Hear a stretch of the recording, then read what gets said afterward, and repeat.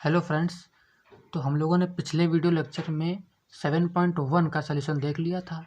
आज हम लोग 7.2 एक्सरसाइज का सलूशन देखेंगे। तो ये चूँकि बड़ी एक्सरसाइज है और उसके क्वेश्चन भी थोड़े टफ होने वाले हैं पिछले की अपेक्षा, तो इसको हम लोग 3 पार्ट्स में कवर करेंगे। तो आज पार्ट 1 में आपको क्वेश्चन नंबर 1 से क्वेश्चन नंबर 10 तक बताएंगे, ठीक है। तो देखिए शुरू करते हैं क्वेश्चन नंबर 1। तो देखिए क्वेश्चन नंबर 1 दिया गया है कि 2x/1 + x² इसका इंटीग्रेशन करना है। तो आप पूरे नीचे वाले को, अब इसके पहले अगर आपने एग्जाम्पल देखे होंगे बुक में, तो बताया गया है कि बाई सब्सटीट्यूशन आपको इनको लगाना है। तो यानी आप किसी को कुछ सब्सटीट्यूट करेंगे। तो हमने क्या किया, पूरे डिनोमिनेटर को वहाँ दिया गया है 1 + x², इसको लेट कर लिया t के इक्वल, ठीक। तो अब लेट करने से क्या किया, इसका अलग डिफ्रेंसिएशन कर दिया और इसका अलग कर दिया।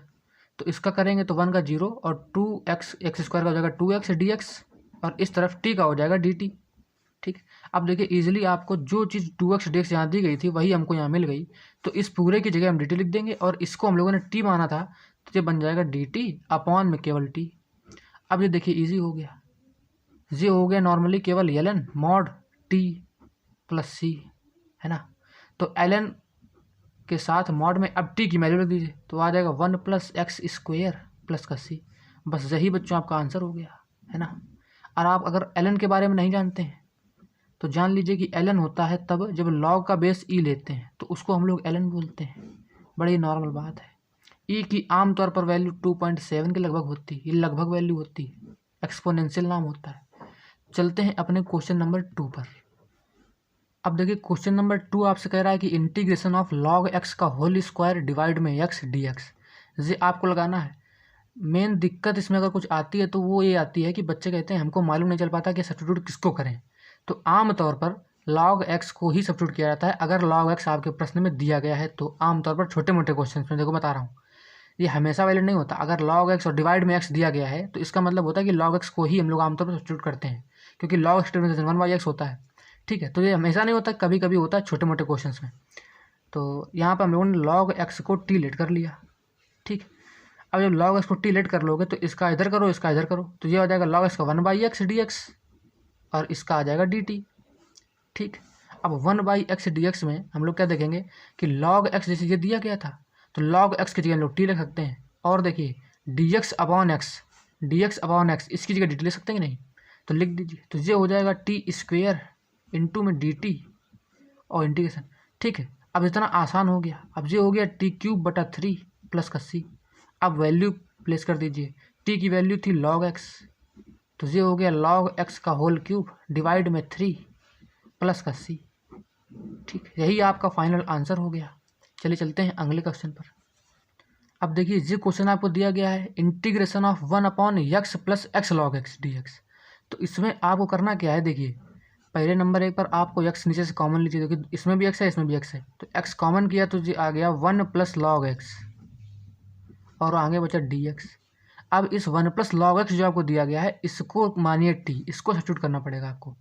तो 1 + log x को आपने जब t लेट कर लिया तो 1 का डिफ्रेंशिएशन 0 हो गया और log x का डिफ्रेंशिएशन क्या हो जाएगा 1/x और dx, ये हो जाएगा dt। अब आप देखिए dx/x dt बराबर है dx/x यहाँ पर ही है, तो इन दोनों की जगह हम dt ले सकते हैं और 1 + log x को t माने हैं तो डिवाइड में t आ जाएगा, तो बनेगा क्या dt/t। अरे ठीक है, तो dt/t का हर कोई जानता है कि ln ऑफ mod x + का c, sorry ln of mod t + का c। तो अब आप वैल्यू रख दीजिए केवल ln mod t की मान था 1 + log x, 1 + log x + का c, ठीक। बस यही आपका फाइनल आंसर हो गया। चलिए चलते हैं अपने अगले क्वेश्चन पर। देखिए जरा अब इस क्वेश्चन को आप देखिएगा, कहा जा रहा है sin x + sin cos x dx, sin cos x dx यानी इसके एंगल में आपको cos दिया गया है। तो आप क्या कीजिए cos को ही मानिए, क्योंकि cos को अगर मान लेंगे तो आप देख रहे हैं sin आपको मिल जाएगा डिफरेंशिएशन करके, और sin x dx हमको चाहिए यहाँ पर, ठीक है। आइए, तो cos x को जब हम लोगों ने t लेट कर लिया तो इसका डिफरेंशिएशन करने पर क्या आया -sin x dx और इस तरफ आया dt। sin x dx हमको चाहिए था क्योंकि sin x dx यहाँ पे देखिए है, तो इसको रिप्लेस कर सकते थे, तो माइनस को भेज दिया उधर, तो ये बन जाएगा sin x dx बराबर माइनस का dt।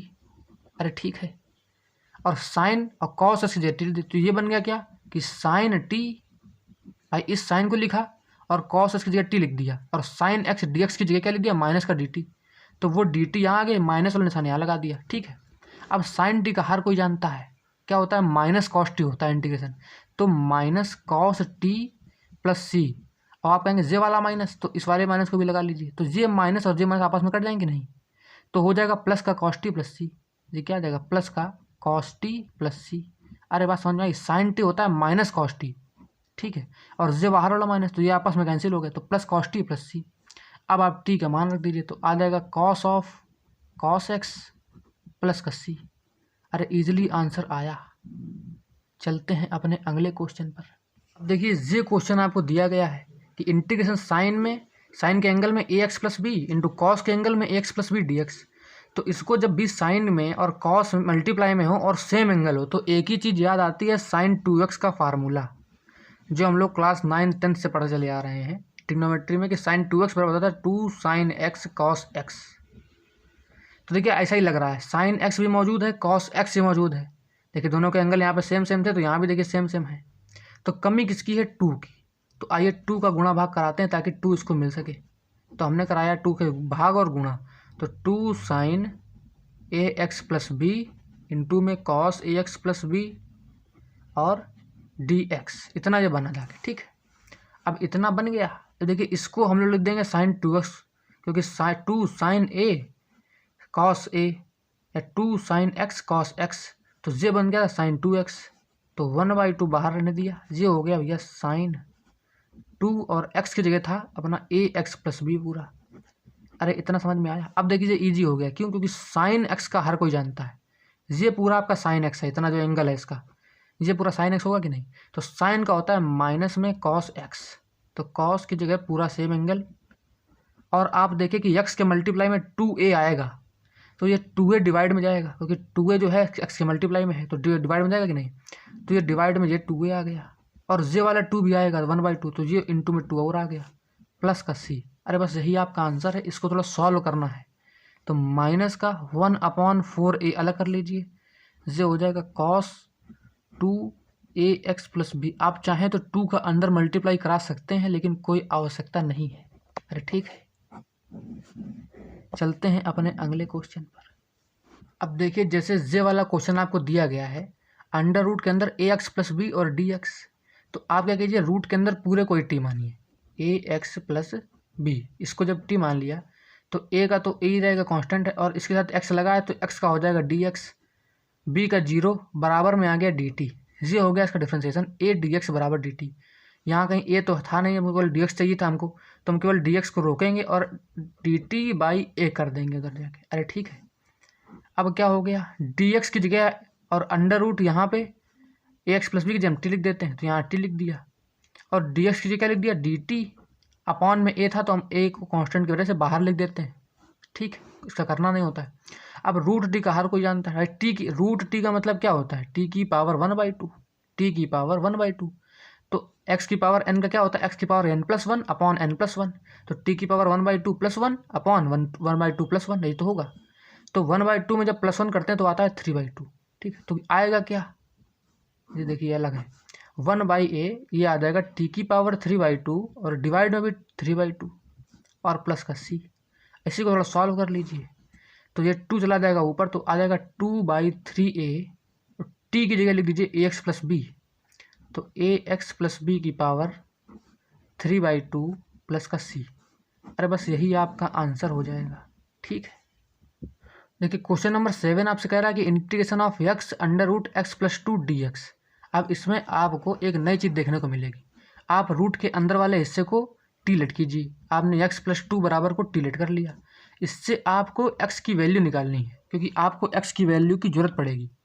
तो आपने निकाला एक्स बराबर आया टी माइनस का 2, अरे आसान है, 2 को उधर भेज दिया, और डिफ्रेंसिएशन लोग जो हर बार करते तो वही करें, तो इधर आ गया डी एक्स बराबर डी टी, क्योंकि 2 का तो 0 हो गया, तो डी एक्स और डी टी आपस में बराबर हो गए। तो ये 2 बातें हमने निकाली। ठीक है, ये हर बार निकालते तो ये नहीं निकाली है, इसको ज़रा जान लीजिएगा कि यहाँ से हम लोग को एक्स क्यों निकालना पड़ा, क्योंकि टी की हमको एक्स की जरूरत थी, यहाँ बाहर एक्स लिखना पड़ेगा, तो एक्स की जगह लिख दिया हम लोगों ने टी/t -2। t-2 और रूट के अंदर क्या लिख दिया, x+2 को t माना था तो यहाँ रूट के अंदर t और dx की जगह dt लिख दिया क्योंकि बराबर हैं दोनों।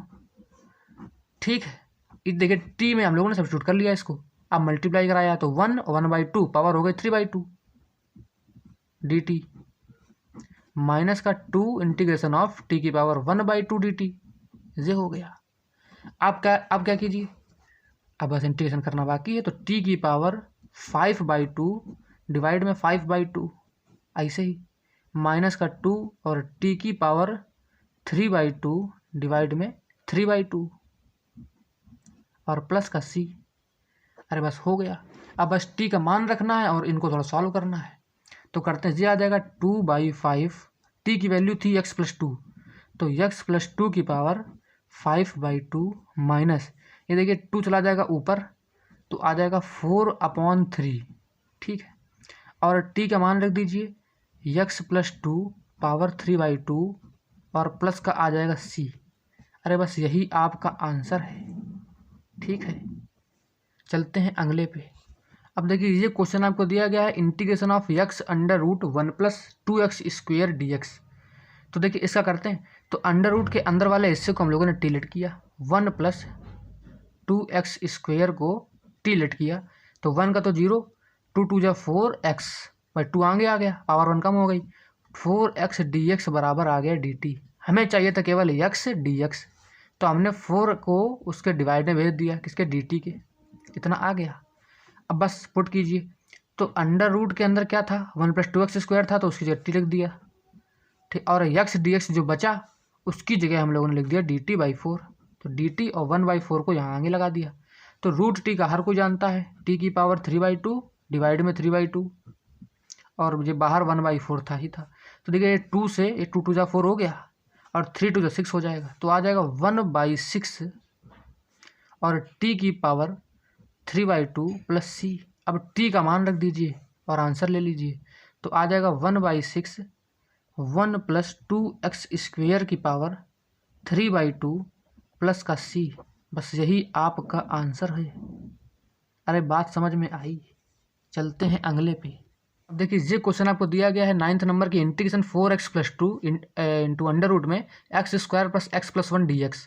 अब इसको आपको इजीली कैसे करना है कि अंडर रूट के पूरे हिस्से को आप टी मान लीजिए। ठीक है, अंडर रूट के अंदर के पूरे हिस्से को आप टी मानिए, x² + x+1 को आपने टी लेट कर लिया तो आपको मिला 2x+1 इंटू में dx बराबर का dt। ठीक है, अब आपके पास आया 2x+1 dx, चाहिए क्या था 4x+2 dx। तो ध्यान से देखिए तो आप समझेंगे कि इसका डबल है जी, 2 2 जा 4 और 1 2 जा 2, तो क्यों ना दोनों पक्षों में यानी दोनों साइड में 2 से मल्टीप्लाई कराया जाए। ठीक है, तो 2 से गुणा कराने पर ये क्या मिला 4x+2 इंटू में dx बराबर ये आ गया 2 dt। अरे इसमें तो कुछ रॉकेट साइंस नहीं है ना, 2 से मल्टीप्लाई कराया है केवल। ठीक, अब जरूरत थी इसी की तो बस ये आ गया।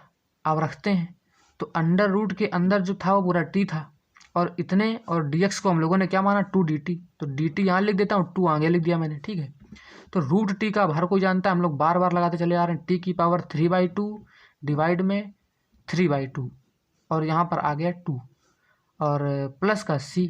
अब देखिए 2 ऊपर जाएगा तो 2 2 जा 4 हो जाएगा, ये क्या बनेगा, ये हो जाएगा 4/3 इंटू टी की पावर 3/2 + c।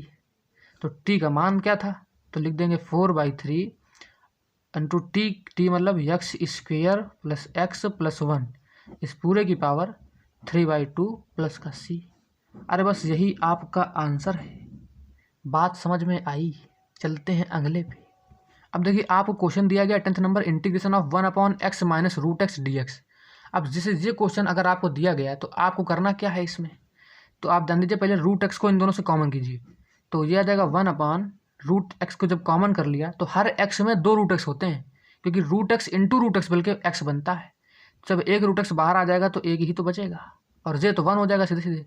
भाई कॉमन का मतलब होता है भाग देना, तो इतना तो खैर आप बेसिक जानते होंगे, 12th में है। ठीक है, तो अब इसको बस इतना करने के बाद हम क्या करते हैं कि √x - 1 को हम लोग टीलेट करेंगे, इस वाले हिस्से को टीलेट किया तो क्या फ़ायदा मिला, तो ये √x का हम लोग दुनिया जानती है कि 2 √x होता है, 1 का 0 होता है तो हम लिख नहीं रहे हैं dx करेंगे सीधे बराबर dt। ठीक, इतना आया तो देखिए जरूरत थी हमें dx/√x की, अब मिल गया dx/2√x, तो 2 को उधर मल्टीप्लाई में भेज दीजिए, तो क्या मिल जाएगा dx/√x is equals to 2dt।